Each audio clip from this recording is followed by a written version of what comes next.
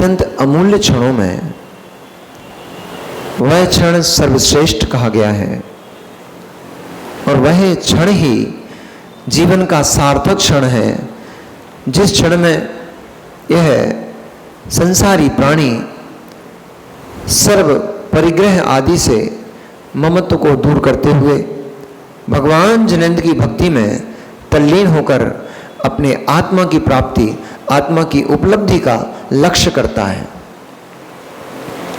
अहो पंचम काल में भी ऐसे परिणामों का होना ये बड़ा दुर्लभ कार्य है और उन्हीं के लिए संभव है जिनका साथी से पुण्य कर्म का उदय है और उन्हीं के लिए संभव है जिनकी भवितव्यता निकट पहुंच चुकी है,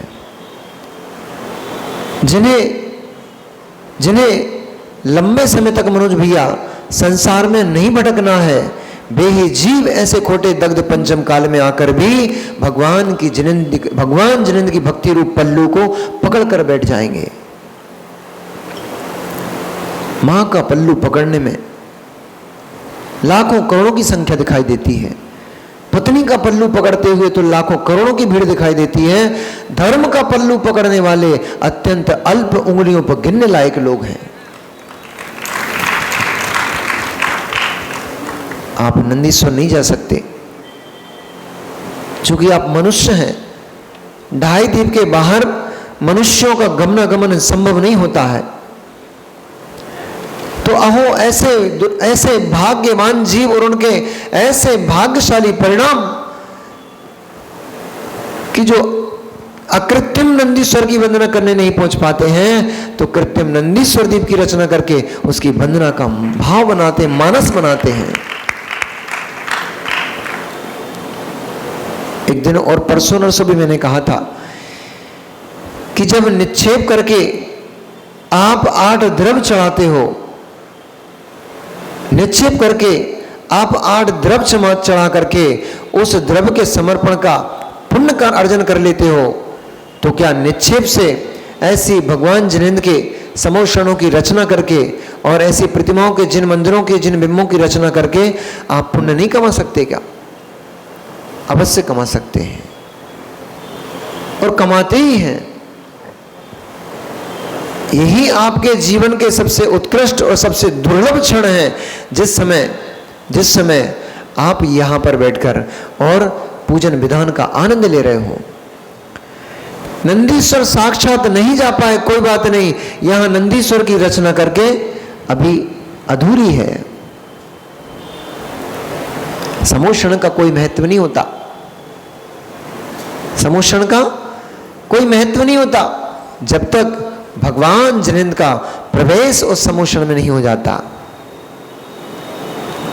जब तक भगवान जिनेंद्र रूपी कमल उस समोषण रूपी सरोवर में सुशोभित नहीं होते हैं, तब तक उस समोषण की कोई महिमा नहीं होती है, उस समोषण का कोई नमस्कार नहीं करता है। पर जैसे ही भगवान जिनेंद्र तीर्थंकर केवली उस समोषण में विराजमान हो जाते हैं, वही समोषण पूजनीय वंदनीय हो जाता है। अभी आपको जो दिखाई दे रहा है, अभी इसकी भव्यता अधूरी दिखाई दे रही है, अभी इसकी रचना पूर्ण नहीं हुई है, अधूरी है। कल जब इसमें जिन बिंब विराजमान होंगे, तब आपका ये नंदीश्वर दीप परिपूर्ण होगा। फिर आप इस नंदीश्वर दीप में वंदना करके परिक्रमा करके वही पुण्य अर्जन करते हैं जो साक्षात देव जाकर के नंदीश्वर दीप में पुण्य कमाते हैं। ऐसा पुण्य इस छिपी टोला नगरी में आकर के आप यहां बैठे बैठे वही पुण्य कमाओगे। भावे ने बंधो भावे ने मुक्खो, भाव से बंध होता है तो भाव से मुक्त भी होता है जीव। कषाय भाव करता है, पाप रूप परिणति करता है, अशुभ विचारों को उत्पन्न करता है, ऐसा वह जीव पाप कर्म का बंध करता है। उसी मन में एक जीव शुभ भाव करता है, वही जीव पुण्य का आश्रय और कर्मों की निर्जरा करता है। राजेश भैया यहां आए, किससे आए थे? यहां पर गाड़ी से आए थे। तो क्या आपकी गाड़ी मंदिरालय की तरफ नहीं जाती है कि त्याग है उसका मंदिरालय की तरफ जाने का? क्या गाड़ी का आपकी, जिस गाड़ी से आप इस तरफ आए हो, जिस गाड़ी से आप यहां प्रवचन सुनने आए हो, भगवान की वंदना करने आए हो, वो गाड़ी क्या मंदिरालय की तरफ जाने से मना करती है क्या? नहीं समझ में आया? जो गाड़ी आप लेकर के यहां आए हो उसने आने के लिए मना नहीं किया आपको, तो वह गाड़ी आपको मंदिरालय ले जाने के लिए मना करती है क्या? नहीं करती ना, जा सकती है ना। पर आपने जिन परिणामों से, जिस गाड़ी से आप यहां आए हो, पुण्य कर्म का अर्जन करते हो, अशुभ कर्मों का क्षय करते हो, शुभ कर्मों का बंध करते हो, वही गाड़ी से बैठकर अगर मंदिरालय जाते इस समय तो पाप कर्म का बंध करते, व्यसनी कहलाते, यहां सेवक कहला रहे हो, यहां पुजारी कहला रहे हो, वही गाड़ी पे बैठ करके अगर आप मंदिरालय चले जाते तो आप व्यसनी कहलाने लग जाते। वस्तु तो वही होती है, उस वस्तु को किस रूप में उपयोग करना है ये आपके अपने हाथ में होता है। वही वाहन है, उसे मंदिरालय भी ले जाया जा सकता है, उसे वैश्यालय भी ले जाया जा सकता है, उसी वाहन को जिन मंदिर चैत्यालय भी ले जाया जा सकता है। जो चैत्यालय लेके जाएंगे वे कर्म क्षय करेंगे, जो चैत्यालय लेके जाएंगे वे कर्म क्षय करेंगे। इसलिए घर में भात पकाकर खाने से पाप कर्म का बंद होता है, क्योंकि आरंभ सारंभ की क्रिया पाप कर्म को देने वाली होती है। वही चावल थाली में सजाकर आप भगवान के चरणों में चढ़ा रहे हो, वही चावल आपको पुण्य कर्म का बंद करा रहे हैं, कर्मों की निर्जरा करा रहे हैं। द्रव्य तो वही है, द्रव्य तो वही होता है। उस द्रव्य का प्रयोग ये प्रयोक्ता कैसे करता है, उस द्रव्य का प्रयोग ये प्रयोक्ता कैसे करता है, इससे ही सारा निर्णय होता है कि जीव की सुगति होगी अथवा दुर्गति होगी, जीव का पतन होगा, ह्रास होगा अथवा उत्थान होगा। बाहर का कोई व्यक्ति निर्णय नहीं करेगा, स्वयं की ही परिणति निर्णय करेगी। आपने इस नंदीश्वर की रचना की, यहां पर वंदना कर रहे हैं। इस समय धूप भी खिल गई है, भूख भी लग रही होगी, परंतु ना भूख पर ध्यान। सुबह सब लोगों ने ध्यान किया, आनंद आया था? ध्यान में नहीं आया, थोड़ा बहुत आया था, खूब सारा आया था। लोग जवाब नहीं दे रहे, मतलब नहीं आनंद आएगा? तो जोर से बोलो ना, कम से कम जो लोग नहीं आए थे आज ध्यान में उनको पता पड़ जाए ध्यान में बड़ा आनंद आता है, तो कल से ये लोग भी जाएंगे। वैसे जगह तो आज थोड़ी सी जगह बची थी, कल तो वैसे जगह नहीं बचेगी मुझे मालूम है, फिर भी जो जल्दी आएगा उसको स्थान मिल जाएगा, जो लेट आएगा उसको गेट पे स्थान है अथवा गेट के बाहर खड़े होने पड़ेगा फिर। तो ये जो आनंद धर्म आप मना रहे हो, धर्म है क्या वस्तु? अभी तक धर्म का अर्थ क्या समझा आपने? आज चलते हैं उस प्रक्रिया को समझने के लिए जिससे आप धर्म नाम से जानते हो। धर्म है, बस धर्म है क्या? कहां मिलता है? बाजार में, होटलों पे, मंदिरों में? कहां मिलता है? धर्म कहीं नहीं मिलता। न बाजार में मिलेगा धर्म, न दुकानों पे मिलेगा, न होटलों पे मिलेगा, ना ही धर्म मंदिरों में मिलेगा। धर्म धर्मात्मा के भीतर मिलता है, न धर्मो धार्मिकेर बिना। ऐसा आचार्य समंत भद्र स्वामी ने लिखा है रत्न कंदक श्रावकाचार्य जी में। धर्म कहां होता है? धर्म कहां होता है? जहां धर्मात्मा होता है वही धर्म होता है। अब मित्र समझ लो, जो जो जो जीव धर्मात्माओं की अवहेलना करते हैं वे धर्मात्मा की अवहेलना नहीं करते, वे धर्म की अवहेलना करते हैं, क्योंकि धर्म धर्मात्मा के भीतर पलता है। अब लड़ो किससे लोगे सचिन भैया? अब लड़ो किससे लड़ोगे? क्योंकि जिससे लड़ोगे वो धर्मात्मा है, और धर्मात्मा उसके भीतर धर्म बैठा पड़ा है। तुम अगर उसकी अवहेलना करोगे, उससे झगड़ा करोगे, तुम उस व्यक्ति से नहीं धर्म से लड़ाई करोगे, धर्म से झगड़ा करोगे। मां बेटे को चांटा मार देती हो गुस्सा आता है तो? मां जब बेटे बेटी पर गुस्सा आती है तो उसको चांटा मार देते हो? नहीं मारते क्या? नहीं मारते तो ऐसे कर दो। हाँ तो ऐसे करो ना, मार देते हो ना। आपका बेटा नमोकार नहीं पड़ता क्या? आपका बेटा नमोकार नहीं पड़ता रिंकू भैया? कैसे मार देते हो? कागज पे लिखा हुआ नमोकार मंत्र कोई आपसे कहे ऐसे जमीन पे फेंक दोगे क्या? नहीं। अच्छा, तो कागज के पे लिखा हुआ नमोकार मंत्र ऐसे करके उसको फाड़ दोगे क्या? नहीं फाड़ोगे। कागज पर लिखा हुआ पुद्गल, शब्द पुद्गल, जिस पे लिखा हुआ था वह कागज पुद्गल, लिखने वाले के हाथ पुद्गल, शब्द वर्गणा पुद्गल, अक्षर पुद्गल, पुद्गल कागज पे लिखा हुआ नमोकार मंत्र नहीं फाड़ते हो तो चेतन आत्मा में बसते हुए नमोकार मंत्र की असाधना कैसे कर देते हो? अब मार के बताना बच्चों को, अब मारना बच्चों को।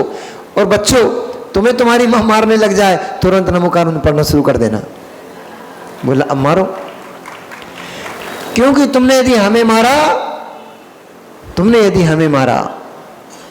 तो तुम धर्म की अवहेलना करोगे। आपका चांटा मुझ पे नहीं सीधा धर्म पे पड़ेगा, आपको पाप का बंध होगा। तो मित्र ताली मत बजाओ। अब युवाओं से पूछते हैं, आप घर में रह रहे वृद्धों की अवहेलना कर दोगे क्या? आप घर में निवास करने वाले वृद्धों का तिरस्कार कर दोगे क्या? उनका अपमान कर दोगे क्या? करो, क्योंकि तुम्हारा पिता, तुम्हारा दादा, तुम्हारी दादी वो भी नमोकार मंत्र का उच्चारण करते हैं, वो भी जनेंद्र भगवान के उपासक हैं, उनके अंदर धर्म पलता है। उनकी अवहेलना करोगे धर्म की अवहेलना हो गई। क्षमा सीख रहे हो आप। धर्म क्या कहा? बत्तु सहावो धम्मो, खमादि भावो या दसबियो धम्मो, रेण तयम च धम्मो, जीवाणम रक्षणम धम्मो। आचार्य भगवान कुंद स्वामी ने कहा है वस्तु का स्वभाव ही धर्म है, और जो वस्तु अपने स्वभाव से चलित हो जाती है वह अधर्म में चली जाती है। जैसे पानी का स्वभाव शीतल है, वह कभी अपने स्वभाव से च्युत नहीं होता, वह पानी हमेशा शीतल ही रहता है। यदि अग्नि का संयोग हो जाए उससे तो वह पानी उष्ण हो जाता है। परंतु कुछ भी मत करो राजू भैया, कुछ भी मत करो, मोनू भैया कुछ भी मत करो, उस पानी को उठा करके सिगड़ी से नीचे रख दो, गैस चूल्हे से नीचे रख दो। तुम्हें कुछ भी मत करो, ना हवा करो ना फूंक मारो, कुछ भी मत करो, थोड़े ही समय में वो अपने आप शीतल हो जाता है, अपने आप ठंडा हो जाता है, क्योंकि उसका स्वभाव शीतल होना है। विभाव परिणति क्षणिक होती है, समयवर्ती होती है, निमित्तक होती है। विभाव जब भी खड़ा होगा निमित्त के होने पर होगा, निमित्त के अभाव में कभी विभाव परिणति नहीं होती। निमित्त न मिले। अग्नि का स्वभाव उष्ण है, अग्नि का स्वभाव उष्ण है। जब भी प्रज्वलित करोगे अग्नि को वह उष्णता ही देगी, क्योंकि उसका स्वभाव ही उष्ण है। स्वभाव उष्ण है। तो आपका स्वभाव क्या है? उबलना? आपका स्वभाव क्या है? गुस्सा करना आपका स्वभाव क्या है? दूसरों से लड़ना आपका स्वभाव क्या है? दूसरों का धन हरण कर लेना आपका स्वभाव क्या है? दूसरों को नीचा देखना, अपने आप को ऊंचा देखना आपका स्वभाव क्या है? अपने आप को ज्ञानी, दूसरों को अज्ञानी देखना, यह आपका स्वभाव है? हाँ, ये भी स्वभाव है, ये भी स्वभाव है। ये शुद्ध स्वभाव नहीं है, ये आपका अशुद्ध स्वभाव है, ये आपका विभाव स्वभाव है। परंतु इस विभाव स्वभाव से, इस विभाव स्वभाव में जब तक यह जीव पड़ा रहेगा तब तक अपने शुद्ध स्वभाव की अनुभूति नहीं ले पाएगा, अपने शुद्ध चेतन आत्मद्रव्य की अनुभूति नहीं ले पाएगा जब तक विभाव में जीता रहेगा। मत्तु सहावो धम्मो, जीव का स्वभाव चेतनत्व है, चेतना गुण जीव का स्वभाव है, वह चेतना ज्ञान दर्शन रूप है। यह जीव अनंत गुणों का पिंड, स्वयं भगवान आत्मा भगवत शक्ति से युक्त है, लेकिन परद्रव्यों से प्रभावित होकर के यह चेतन द्रव्य सात अचेतन बना घूम रहा है। चेतना चेतनात्मक स्वरूप संबोधन आचार्य भगवंत अकलंग देव द्वारा कृत, उसमें कहा जीव को चेतना चेतनात्मक कहा। यह जीव चेतन भी है अचेतन भी है। नए में से मिलेगा आपको आज, क्योंकि उत्तम क्षमा धर्म है। क्षमा की बात नहीं कर रहे हो आज आप, क्षमा ऊपर ऊपर की बात है। क्षमा पंडित जी, क्षमा ऊपर का विषय है। यहां पर आप उत्तम क्षमा कह रहे हो, उत्तम विशेषण क्षमा के साथ जोड़ा गया है। वह विशेषण क्यों जोड़ा है इसको समझना है। आप 2 बार क्षमा मनाते हो, मालूम है आपको? पर्युषण में 2 बार क्षमा मनाते हो। एक बार प्रथम धर्म उत्तम क्षमा, और जब पर्युषण पूरा हो गया तो फिर क्षमा वाणी मनाते हो। क्षमा का बड़ा महत्व है जीवन में। यदि जीवन के जीव के भीतर से क्षमा गुण निकल जाए तो उसके पास कुछ भी शेष नहीं रहता है। और क्षमा कब प्राप्त होती है? क्षमा पहले दिन से प्रारंभ करोगे तब ब्रह्मचर्य के बाद उत्तम क्षमा प्राप्त होगी। पहला दिन प्रारंभ का है, क्षमा प्रारंभ करना यहां से। लेकिन उस क्षमा की पूर्ण उपलब्धि जब उत्तम ब्रह्मचर्य पालन कर लोगे, क्षमा, मार्दव, आर्जव, शौच, सत, संयम, तप, त्याग, आकिंचन, ब्रह्मचर्य, इतनी स्थितियों से जब निकल करके उत्तम ब्रह्मचर्य को पार कर लोगे तब तुम्हारे अंदर क्षमा धर्म प्रकट होगा। धर्म है क्या? चेतन स्वभाव आपका इस जीव का धर्म है, और वह चेतन ज्ञान दर्शन वाला है। तो मेरा ज्ञान कहां जा रहा है, मेरा दर्शन कहां जा रहा है, इस बात को पकड़ो। मेरा ज्ञान मेरा दर्शन कहां जा रहा है? मेरा ज्ञान दर्शन कषाय प्रणति में जा रहा है, मेरा ज्ञान दर्शन भक्ति में जा रहा है, मेरा ज्ञान दर्शन मुनिराजों की वैयवृत्ति में जा रहा है, मेरा ज्ञान दर्शन विहार आहार आदि की क्रिया में जा रहा है, अथवा मेरा ज्ञान दर्शन पास खड़े हुए इधर देखो ना, मेरा ज्ञान दर्शन पास खड़े हुए जीव को निहारने में चला जा रहा है। कहां जा रहा है? इस दृष्टि से स्वयं को भी देखा जा सकता है, इस दृष्टि से पर को भी देखा जा सकता है। अहो अज्ञान दशा, जीव की अज्ञान दशा, मोही की मोह दशा तो देखो, निज को नहीं देख पाता, पर को ही देखने में लगा रहता है। किंचित भी कोलाहल होता है, किंचित भी हलन चलन होता है, तुरंत उपयोग चला जाता है वहां क्या हो रहा है। तत्व को सुनने में, तत्व को देखने में तल्लीन व्यक्ति, तत्व को देखने में भगवान की वंदना कर रहा है, भगवान की स्वरूप को देखने में तल्लीन व्यक्ति किंचित भी आहट होती है तुरंत उपयोग चला जाता है। क्या हुआ? अरे मित्र, जितनी देर में तूने ये सोचा क्या हुआ, इतनी देर में तूने भगवान जगन्नाथ की भक्ति में अंतराय डाल लिया, ये अंतराय कर्म उदय में आएगा। जितनी देर में तत्व श्रवण कर रहे थे, बाहर की कुछ आहट हुई, जितनी देर में ये सुनने में चला गया बाहर क्या हो रहा है, तुम्हें बाहर का इतना प्रिय है, अंदर का दिखाई नहीं दे रहा है, अंतराय पड़ गया, दर्शन वर्णी कर्म का बंद हो गया। इतने में केवल यही मत सोच के रखो, उत्तम क्षमा, उत्तम क्षमा केवल बाहर में न लड़ने से उत्तम क्षमा नहीं होगी, केवल किसी को गाली देने से उत्तम क्षमा नहीं होगी कि गाली नहीं दी हमने, किसी ने आपसे झगड़ा किया, लड़ाई की, उसका प्रतिकार नहीं किया, इतनी सी उत्तम क्षमा नहीं है।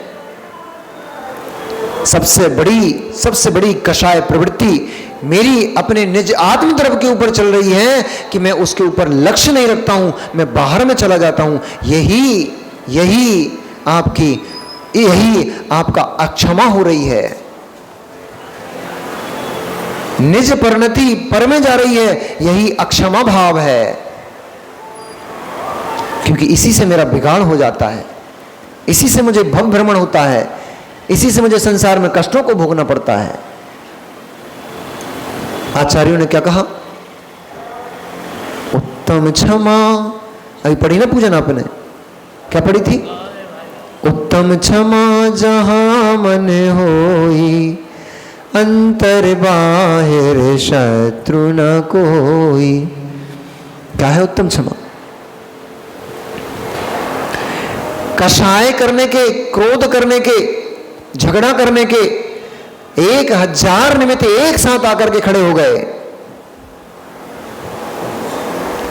कषाय करने के, गुस्सा करने के हजारों निमित्त एक साथ आकर के खड़े हो गए, तब भी उसके अंदर में विकल्प उत्पन्न नहीं हो रहा है, उनसे झगड़ा नहीं कर रहा, ये क्षमा नहीं। ये तो तब भी हो सकता है आपसे बलवान थे, बहुत सारे थे, तो नीची मुंडी करके सोचा दुम दबा के निकल चलो, बहुत पिट जाएंगे, नहीं तो हालत खराब हो जाएगी, तो ये क्षमा हो गई क्या? दुम दबा के भाग गए, ये क्षमा नहीं हो गई। कोई दिखा, अरे ये तो बहुत पहलवान है, बलवान है, इससे उलझूंगा तो हाथ पैर तोड़ देगा मेरे, तो ये उससे नहीं उलझना भैया, ये क्षमा हो गई क्या? नहीं, इसका नाम क्षमा नहीं है। सैकड़ों विकल्प उत्पन्न होने के निमित्त खड़े हुए हैं, कषाय क्रोध उत्पन्न करने के निमित्त खड़े हुए हैं, परंतु वहां पर भी किंचित मात्र भी मन में विकृति के उत्पत्ति नहीं होना, इसका नाम क्षमा है। मैं क्षमा देता हूं, ये भी क्षमा, ये उत्तम क्षमा नहीं है, ये क्षमा है। मैं इसको क्षमा करता हूं, इसने मुझे चोट पहुंचाई, अब मैं घर में ही लगाना पहले तो इसको, बाहर तो बाद में लगाना, पहले तो अपने घर में लगाओ इसको। पति ने खोटा शब्द कह दिया, तुरंत मन आग बबूला हो जाता है। पिता ने कुछ बोल दिया, तुरंत मन आग बबूला हो जाता है। माँ ने कुछ बोल दिया, भाई ने कुछ बोल दिया, तुरंत लड़ने को तैयार, तुरंत आग बबूले हो गए।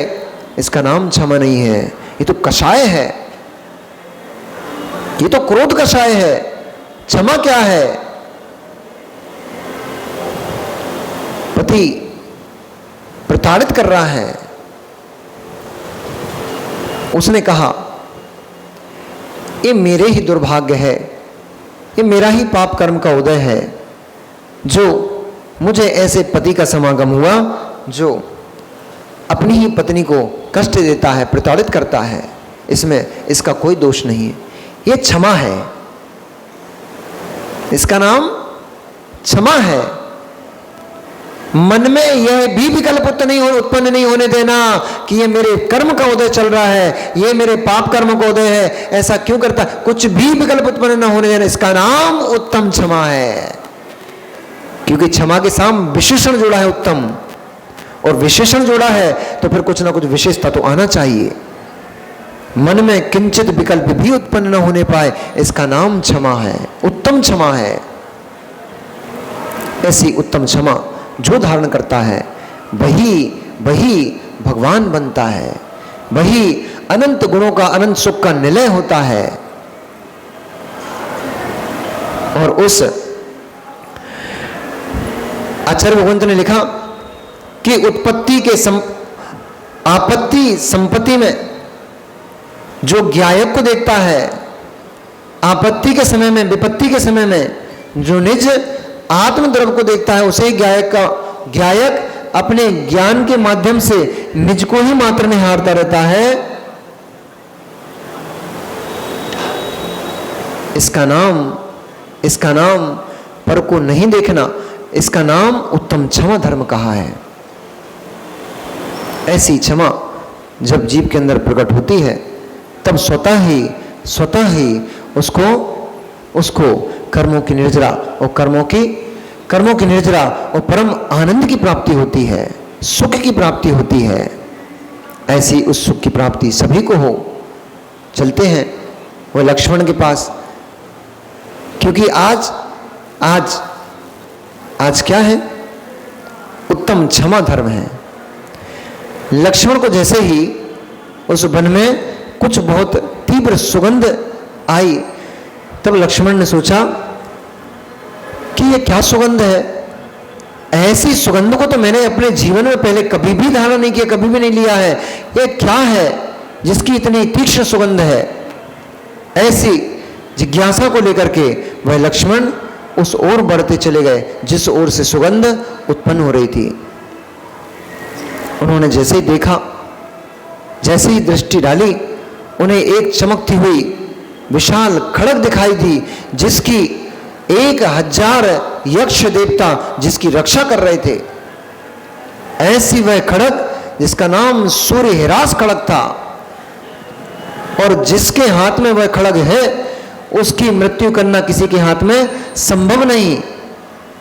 ऐसी वह खड़ग जैसे ही उनको दिखाई दी, लक्ष्मण ने आश्चर्यचकित होकर के, यह क्या है? क्या यह देवों प्रणीत कोई अस्त्र है, अथवा मेरे भाग्य से ही मुझे अचानक से यह दिखाई पड़ गई है? ऐसा भाव करते हुए उन्होंने तुरंत ही उस खड़ग को अपने हाथ में जैसे ही हाथ में उनको खड़ग लिया, उनको ऐसा महसूस हुआ कि एक विशाल किसी शक्ति का उनके अंदर संचार हो गया है। उनके अंग अपने आप फड़कने लग गए। ये अभी उनको नहीं पता था कि ये क्या वस्तु है। उसकी क्षमता देखने के लिए उन्होंने क्या किया? उसकी क्षमता देखने के लिए उन्होंने उस खड़ग को जिस स्थान पर खड़े हुए थे, वहां बांस का एक बहुत बड़ा भेड़ा था। बांस जहां उगते ना, बहुत सारी जगह होती है, उस बांस के भेड़े में चला दिया। उनको नहीं पता था कि इस खड़ग का सिद्धकर्ता उसी बांस के भेड़े में भीतर बैठा हुआ है। 12 वर्ष 4 दिन की तपस्या करते हुए रावण का भांजा शंभुक, जो चंद्रनखा का पुत्र, जिसे आप सूर्पनखा के नाम से जानते हो, चंद्रनखा का पुत्र शंभुक उसी 12 वर्ष से उस भेड़े में बैठा हुआ उसी खड़ग को सिद्ध कर रहा था। जिस खड़ग की उपलब्धि हुई, उसके सामने जैसी खड़ग उत्पन्न हुई, 8 दिन की और पूजन शेष बची थी। उस पूजन को कर वह शंभुक उस खड़ग को ग्रहण करता, विश्व में शक्तिशाली पुरुष बन जाता। परंतु भाग्य की बात है, खड़ग सिद्ध कोई और करता है, हाथ में किसी और के पहुंच जाती है। बेटियों को देखो तो जरा, उत्पन्न कोई और करता है, पलते कहीं हैं, इनका भोग कहीं और होता है। 18 वर्ष, 20 वर्ष, 25 वर्ष तक मां के हाथ की बनी रोटी खाते हैं, सारे परिवार की सेवा को लेते हैं, और जब सेवा देने की बारी आती है तो पति के घर चले जाते हैं। जिनने कुछ सेवा नहीं की, जिनने पाला नहीं, पैदा नहीं किया, उनको पूरे जीवन भर सेवा करके देते हैं। ये भाग्य की बात है। ये भी कर्मों की ऐसी लीला है, विचित्रता है। जहां पलते हो वहां रहते नहीं हो, और जहां रहते हो वहां लालन पालन नहीं हुआ है। जहां पलते हो वहां लालन पालन हुआ है, वहां रहते नहीं हो, और जहां रहते हो वहां लालन पालन नहीं हुआ। तुम्हारा स्वभाव शुद्ध चैतन्य आत्मद्रव्य क्षमा धर्म है, उसमें जो तुम्हारा स्वभाव है उसमें तुम पलते नहीं हो, रहते नहीं हो, और जो तुम्हारा विभाव है उस विभाव में तुम रहने चले जाते हो। कैसी विचित्रता है, कैसी विचित्रता है। इसे अज्ञानता के अलावा और क्या कहा जा सकता है कि ज्ञान स्वभाव इस चेतन द्रव्य का है, उस ज्ञान में नहीं जीता है, अज्ञानता में जिए चले जाता है। अभी महाराज बोल रहे थे शास्त्र ज्ञान ज्ञान नहीं है। तुमने कितने शास्त्र पढ़ लिए, ये ज्ञान नहीं है। कितनी गाथाएं आपको याद है, ये ज्ञान नहीं है। आपने पंचकर्णक देखे ना, तो पंचकर्णक देखे होंगे, तो पंचकर्णक में जैसे ही भगवान को केवल ज्ञान होता है तो भीतर से आवाज आती है भगवान को नहीं, जैसे ही दीक्षा का लेने का भाव होता है उनका, तब देव आकर के जय जयकार करते होते कहते हैं धन्य हो आप, धन्य हो, आपने बोधि को प्राप्त किया है। तो अभी तक के भी अज्ञानी थे। 3 ज्ञान के धारी केवली तीर्थंकर, प्रकृति के बंधक राजा आदिनाथ, जन्म से ही मति श्रुत अवधि 3 ज्ञान थे, तब अज्ञानी थे क्या वो? जिन्होंने षट कर्म, 80 मसी कृषि आदि 6 कर्मों को करना सिखाया तो वे अज्ञानी थे। जिन्होंने इतनी बड़ी प्रजा का लालन पालन किया वे अज्ञानी थे। हाँ हाँ, वे अज्ञानी थे। प्रभु जब तक छद्मस्त अवस्था में बैठे रहे, प्रभु जब तक राग रंग में बैठे रहे, प्रभु जब तक नीलांजना का नाच देख रहे, वे अज्ञानी थे। जैसे ही अपने आत्मा का बोध हुआ, आत्मा का ज्ञान हुआ, वे परमात्मा, अभी परमात्मा नहीं बने, अभी तो वे राजा आदिनाथ ज्ञान प्राप्त कर गए, ज्ञानी हो गए। और जब ज्ञान प्राप्त करके दीक्षा ले ली तो फिर परम ज्ञानी हो गए। मन पर्याय ज्ञान प्रकट कर लिया एक क्षण मात्र में, मन पर्याय ज्ञान प्रकट हो गया, वे परमात्मा ज्ञानी हो गए। ऐसे जब तक पर द्रव्यों में लिप्सा जा रही है, पर वस्तुओं में मन चला जा रहा है, तब तक यह जीव ज्ञानी जीव होने पर क्षमा चेतन जीव ज्ञानी होता है, पर ज्ञानी होते हुए भी अज्ञानी है। क्रोध कषाय कर रहा है, अज्ञानी है। मान कषाय कर रहा है, अज्ञानी है। क्षमा धर्म में जा रहा है, ज्ञानी है। क्षमा में जा रहा है, ज्ञानी है। क्रोध में जा रहा है, अज्ञानी है। अब देखते रहना अपने आप को, देखते रहना अपने आप को। जैसे गुस्सा आने लगे अपने आप को बोलना, ए अज्ञानी क्या कर रहा है। पर उस समय कहां इतना होश रहता है, उस समय तो कहां इतना होश रहता, कहां इतना ज्ञान रहता है। उस समय ही तो अज्ञानी हो जाता है, तभी तो ज्ञान काम नहीं करता है, इसलिए तो अज्ञानी है। वहां ज्ञान काम करने लग जाए तो फिर ज्ञानी हो जाए ना। संभूक ने लक्ष्मण ने जैसे ही उस भेड़े के ऊपर तलवार खींची, संभूक का धड़ से गर्दन अलग कट के गिर गई। प्रतिदिन चंद्रनखा भयभीत हो गए लक्ष्मण, ये मैंने क्या कर दिया, मुझे तो मालूम ही नहीं था इस भीड़े के भीतर कोई मनुष्य भी बैठा है। ओहो, मैंने अज्ञानता में ये क्या पाप कर लिया कि एक जीव की हत्या कर डाली। भयभीत, पाप होने से, पाप हो जाने से बड़े बड़े योद्धा भी भय को खाते हैं। बड़े बड़े योद्धा भी यदि उनसे कोई पाप हो जाए तो, गलती हो जाए तो भय खाते हैं। इसलिए लक्ष्मण ने अनजाने में उनके द्वारा यह वध हो गया। वे ना जाने अब तक कितने सुभटों का संहार कर चुके होंगे, परंतु आज जब संभूक का वध उनके द्वारा हो गया, वे लक्ष्मण भयभीत हो गए, क्योंकि उनका दया भाव था, उनको किसी का मारने का भाव नहीं था। वो तो तलवार की शक्ति, उस खड़ग की शक्ति देखना थी उनको। इसलिए वे भयभीत होकर के तुरंत ही वहां से उस रक्त दूषित तलवार को लेकर के सीधे सीधे भागते भागते राम के पास पहुंचे। उन्होंने जाकर सारा वृत्तांत राम को कह सुनाया। तब तक उधर वो अपना पूरा वृत्तांत सुना रहे थे, इधर चंद्रनखा प्रतिदिन अपने पुत्र के लिए भोजन लेकर के आती थी और देखने आती थी। उसको इस बात का ज्ञान हो गया था कि खड़ग संभूक ने सिद्ध कर ली है, अब मात्र 5 दिन और भी निकल चुके हैं, मात्र 3 दिन शेष बचे हैं। 3 दिन बाद ये विश्व का सबसे अजय पुरुष हो जाएगा। फिर विश्व में से किसी को, कोई पुरुष, कोई राजा महाराजा इस शंभू को, हमारे बेटे को कभी जीत नहीं पाएगा, अजय हो जाएगा ये। ऐसे मन में हर्षित और उल्लासित होकर के वह चंद्रनखा भोजन की सामग्री लेके अकेले ही अपने पुत्र के पास जाने के लिए उद्यत हुई। वहां पहुंचकर उसने देखा रक्त का संचार वहां से फैलते चले जा रहा था। शंभू का धड़ कहीं अलग पड़ा हुआ है, उसकी गर्दन कहीं अलग पड़ी हुई है। इस दृश्य को देख करके उसमें हाथ में लाए हुआ भोजन वहीं छूट गया और जोर जोर से चीख चीख कर रोने लगी, हाय हाय मेरे पुत्र का वध किसने कर दिया, हाय कौन दुराचारी ऐसा पापी है। लगता है क्योंकि सूर्यहिरास खड़ग जिसको सिद्ध हो गया है, उसको मात्र जिसके पास चंद्रहिरास खड़ग है वही उसका वध कर सकता है, दूसरा कोई वध नहीं कर सकता। सूर्यहिरास वाला चंद्रहास को कर सकता है, चंद्रहास वाला सूर्यहास को कर सकता है, बाकी किसी से मृत्यु नहीं होती उसकी। ये प्रभाव है उन खड़गों का।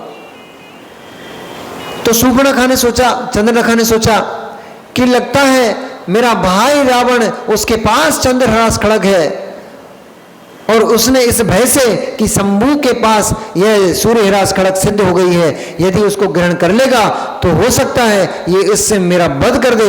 इस भय से आकर के कहीं रावण ने ही तो उसको नहीं मार डाला, पर नहीं, मेरा भाई रावण ऐसा नहीं कर सकता, ये तो उसका भांजा है। वो मामा अपने भांजे को बहुत प्रेम करता है, वह उसको कैसे मारेगा, उसके द्वारा किया गया कार्य नहीं है। और फिर वह सूर्यहिरास खड़ग भी तो यहां नहीं है, वह भी तो कहीं चली गई है। ऐसा सोचते हुए वह जैसे किसी हिरणी के बालक को सिंह ने पंजों में दबा लिया हो। हिरणी कभी इस तरफ भागती है, कभी उस तरफ भागती है, अपने बच्चे को बचाने का पूर्ण प्रयास तो करती है, परंतु वह सिंह से उस बच्चे की रक्षा नहीं कर पाती, असफल हो जाती है। ऐसी व्याकुल हिरणी की तरह वह चंद्रनखा कभी इधर भागती थी, इधर देखती थी, कभी उधर देखती थी, वन में चारों ओर देखती थी, ये दुष्कृत्य किसने कर डाला।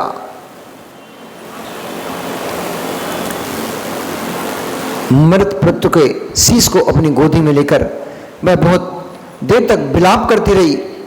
फिर उसके मन में यह भाव उत्पन्न हुआ, देखूं तो वह पापी कौन है जिसने मेरे बच्चे को मारा है, मैं अभी उसका खून पान कर लूंगी, मैं वो भी उसका भी शीश धड़ से अलग करूंगी।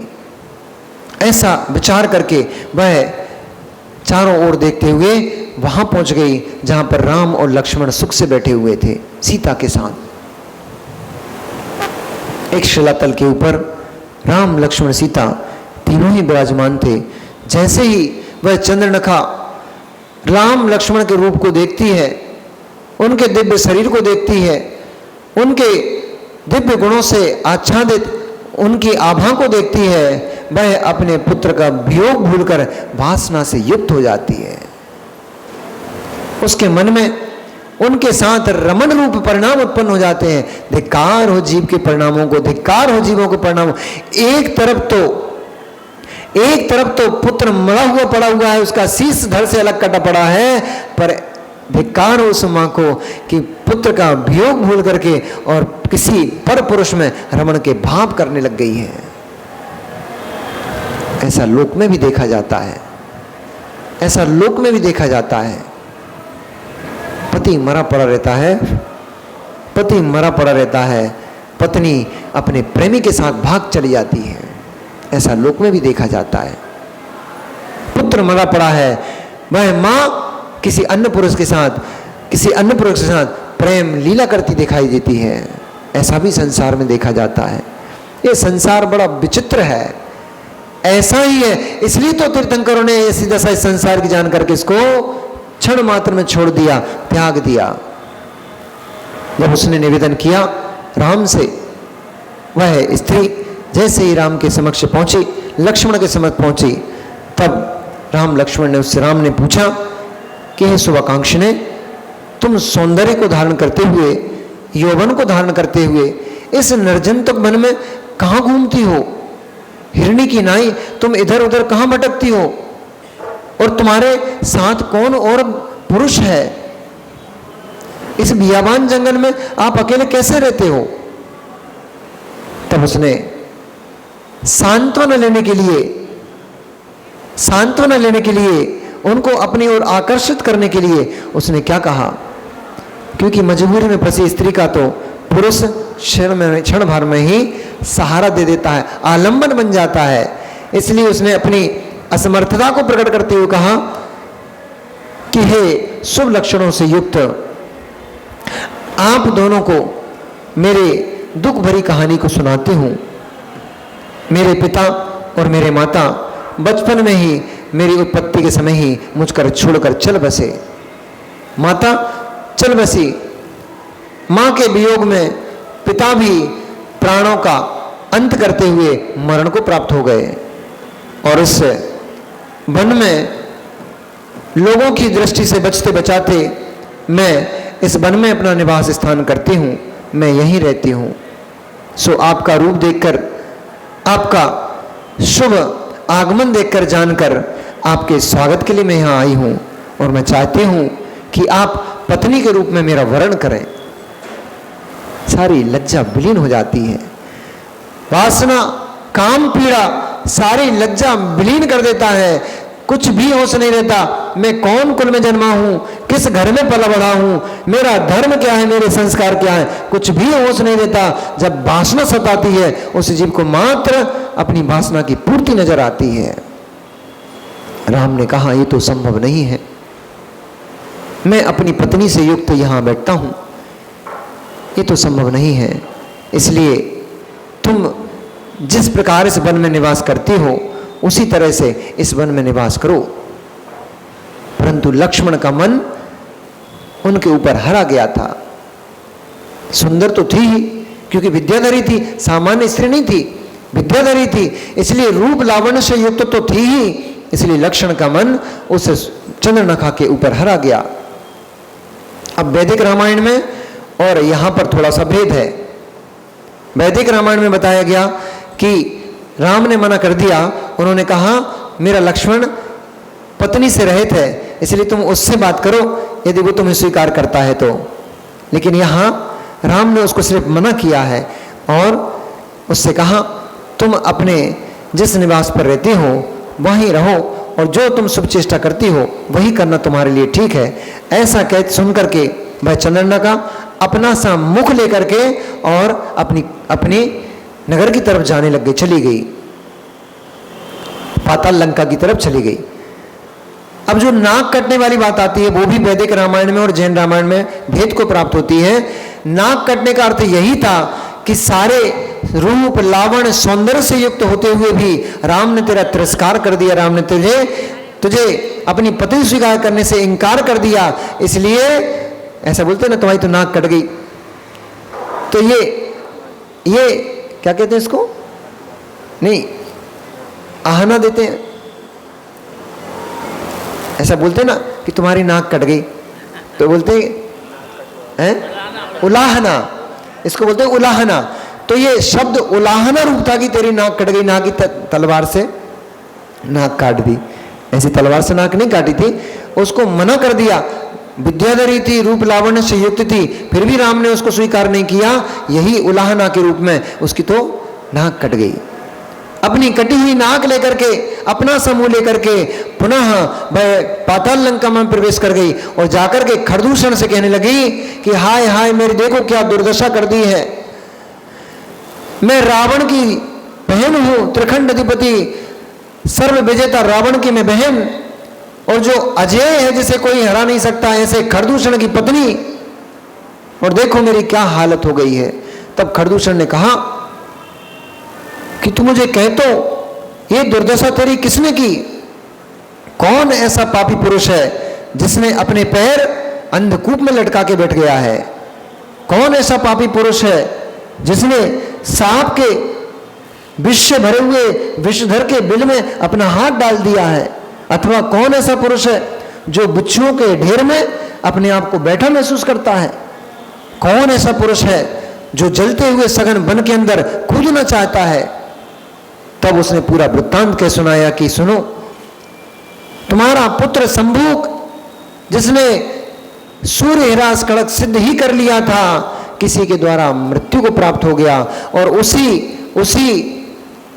उसी क्रूर पुरुष ने मेरी ये दुर्दशा की। वह मेरे साथ दुष्चेष्ट चेष्टा करने वाला था, ना जाने कौन सा पुण्य का उदय मेरा आ गया, उसने मेरे सारे कपड़े फाड़ डाले, मैं बाल बिखरे हुए, आंसुओं की धार बह रही है, कपड़े फटे हुए हैं। ऐसी दयनीय अवस्था में जब वो वहां पहुंची, उसकी अवस्था देख करके और खरदूषण को तीव्र क्रोध आ गया। उसने तुरंत ही अपना त्रिशूल उठाया और युद्ध के लिए तत्पर हो गया।